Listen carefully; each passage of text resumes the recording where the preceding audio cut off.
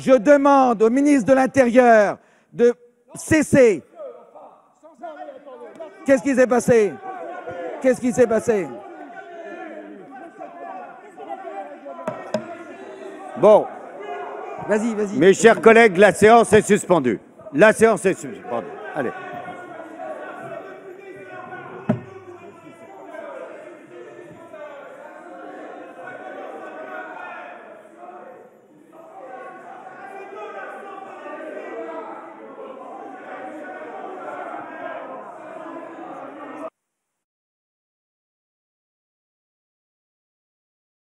Avant de donner la parole aux uns et aux autres sur les rappels au règlement, je dois vous dire que rien ne peut justifier la scène à laquelle nous avons eu l'occasion d'assister. Quel que soit le comportement qui ait pu être celui d'un membre de cabinet ou un autre, rien ne justifie qu'il puisse y avoir une espèce de descente avec une menace physique comme celle à laquelle on a assisté. Nous sommes dans l'hémicycle de l'Assemblée nationale.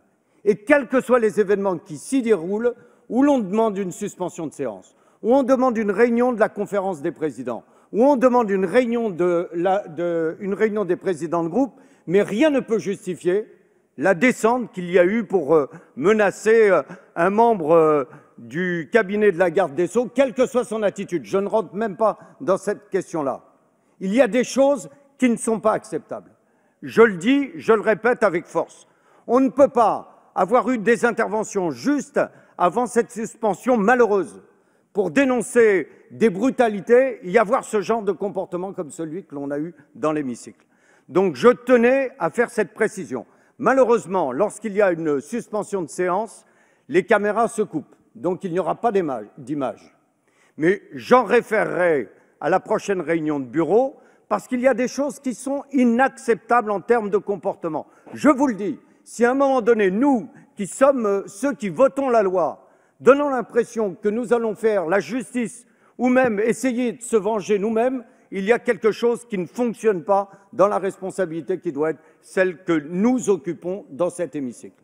Donc je tenais à faire cette précision parce qu'il y a des choses qui doivent nous amener les uns et les autres, quelles que soient les difficultés, quel que soit le ton de la conversation, quelle que soit la force des arguments employés, à nous respecter et à se respecter soi-même.